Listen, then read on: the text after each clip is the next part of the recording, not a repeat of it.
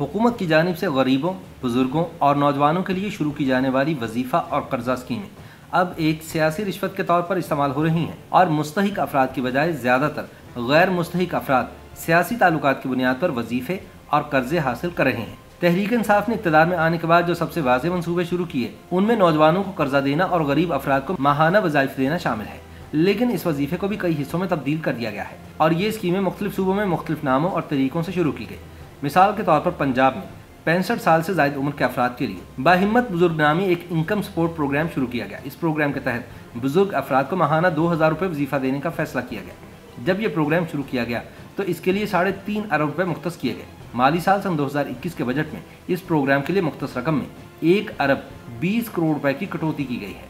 हाल ही में सामने आने वाली बजट दस्तावेजात में अब ये रकम 2.25 अरब रुपए है। हुकूमत पर तनकीद इस बात की हो रही है कि जितने भी प्रोग्राम शुरू किए गए वो उन दावों के बरक्स हैं जो मीडिया के सामने किए जा रहे हैं। मारूफ माहिर मुआशियात डॉक्टर कैस असलम समझते हैं कि हुकूमती स्कीमें एक सियासी खेल के अलावा कुछ नहीं।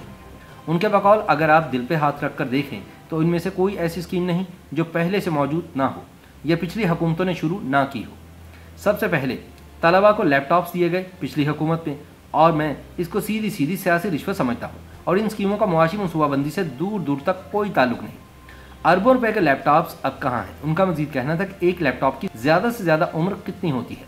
मौजूदा हुकूमत भी यही कर रही है और एक दिलचस्प बात यह की है कि आम बैंकों को भी कर्जा देने का कह दिया है, और कर्जा भी उन नौजवानों को जिनके पास हुनर का हुकूमत के पास कोई डेटा नहीं। जिस मुल्क में किसान ज़रूरी कर्जा लेकर बेटी की शादी करता है वहाँ और कर्जे देने की स्कीमें लाना महज एक दिखावा है।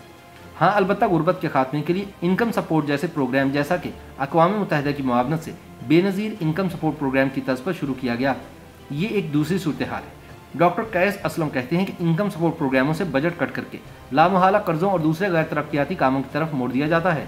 जब सियासी ज़रूरत पूरी हो जाती है तो हमारे जैसे मुल्कों में जहाँ कारोबारी जहनसाजी निचली सतह पर है ही नहीं, तो वहाँ खबरें छपवाने के बाद बजट निकाल लेना एक आम सी बात है। कुछ ऐसा ही मामला वज़ीर-ए-आज़म इमरान खान की जानिब से शुरू की जाने वाली कामयाब जवान स्कीम का है, और ये तासुर आम है कि सिर्फ उन्हीं नौजवानों को ये कर्जे दिए जा रहे हैं जिनका ताल्लुक या तो तहरीक इंसाफ से है या फिर टाइगर फोर्स से। यानी मौजूदा हुकूमत आवाम के टैक्सों से इकट्ठी होने वाली रकम को अपने सियासी मुफादात के फ़रोग के लिए दोनों हाथों से लुटा रही है। हुकूमती अफराद से ताल्लुकात ना रखने वाले या तहरीक इंसाफ से गैर मुतालिक नौजवानों के लिए बैंक से कर्ज का हुसूल किस कदर मुश्किल हो सकता है, इसका अंदाज़ा एक ज़रूरतमंद पढ़ी लिखी खातून की गुफ्तगू से होता है। वो बताती हैं कि मैंने कर्ज हासिल करने के लिए मुख्तलिफ बैंकों से रुजू किया, किसी बैंक से भी वाज़ेह अंदाज में ये मालूम ना हो सका कि कर्ज फराहम करने से मुतालिक बैंक की पॉलिसी आखिर है क्या, जैसा कि शरह सूद क्या होगी और कर्ज वापस करने की इक़सात कैसी होंगी और उन पर चार्जेस कितने होंगे वगैरह। खातून का दावा है कि हर बैंक वाले ने उनसे किसी काबिल भरोसा हुकूमती रेफरेंस का तकाजा किया, लिहाजा इन हालात में बेशतर तालीम याफ्ता नौजवानों के लिए कर्ज का हुसूल मुश्किल हो जाता है। उनके बकौल जब वो एक निजी बैंक कर्जा हासिल करने के लिए गई तो उन्हें एक स्कीम की बहुत सी खूबियाँ बताकर दस्तखत ले लिए गए।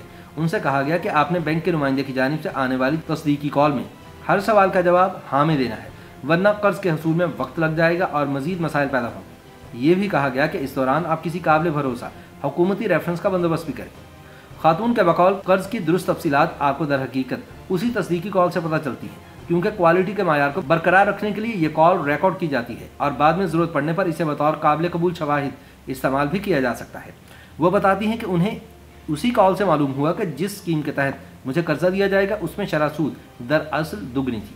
वो कहती हैं कि अपनी ज़ाती मजबूरियों की वजह से उन्हें ऐसा कर्जा लेना पड़ा जिसमें सूद की शरह ज़्यादा थी। दूसरी जानिब पंजाब हुकूमत इन ख़यालात से इत्तफाक नहीं करती। तर्जुमान पंजाब हुकूमत मुसर्रत जमशेद चीमा कहती हैं कि बिल्कुल भी सियासी रिश्वत नहीं है, बल्कि तहरीक इंसाफ के विजन के ऐन मुताबिक है कि आम आदमी को उसकी दहलीज पर सुख मुहैया किया जाए। हमने बाहिम्मत बुजुर्ग प्रोग्राम में मेरे इल्म के मुताबिक कोई कटौती नहीं की। YouTube पर गूगली न्यूज देखने के लिए youtube.com की सर्च बार में गूगली न्यूज TV टाइप करें। गूगली न्यूज के पेज पर सुर्ख रंग के सब्सक्रिप्शन वाले बटन पर क्लिक करना ना भूलिए। YouTube पेज पर अपलोड होने वाली वीडियोस से बाखबर रहने के लिए बेल आइकन पर क्लिक कीजिए। आपको हर नई वीडियो के बारे में नोटिफिकेशन मौसूल हो जाएगा।